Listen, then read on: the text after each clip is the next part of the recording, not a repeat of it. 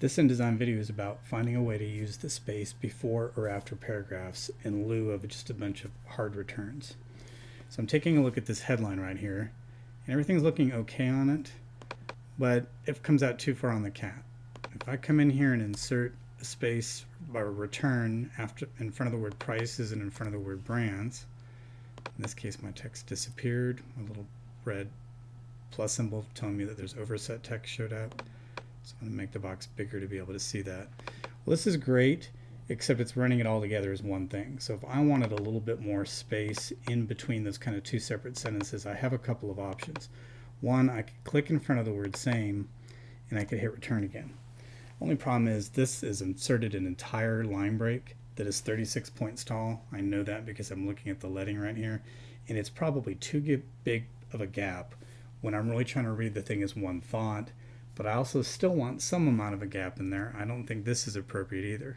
So one way to fix that is to go up into the control palette, make sure that your text tool is somewhere inside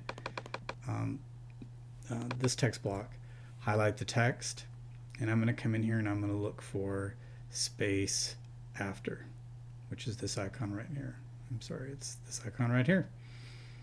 And I'm going to go ahead and insert one pica. Now the only problem I run into here is that it actually put the one pica between after every single line. Why? Because I have a hard return. I inserted a break after in front of prices, and I inserted a break in front of same, and I inserted a break in front of brands.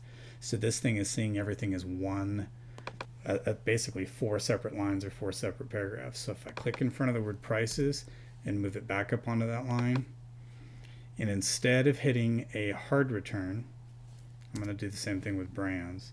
I'm just holding down the shift button and hitting return, which makes a soft return rather than a hard return. And if I do the same thing in front of prices, click over to the side for it to redraw, where I inserted the soft return by holding the shift button down, it didn't pad out by inserting that extra space before or after the paragraph. The only place where it comes into play is in front of the word same top, because I physically did have a hard return in front of the S.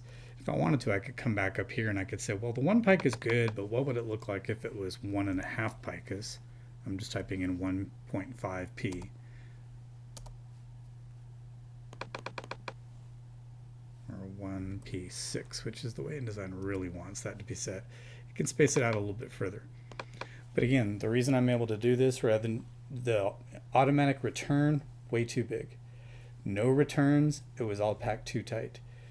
Hitting the shift return in front of prices and in front of brands brought those down to new lines without the computer seeing that as a formal hard break like it did in front of the word same top brands. So that's just a combination of using the text tool, the insert after paragraph, and the difference between hitting a hard return, which is just the return button, and a soft return, which is shift return.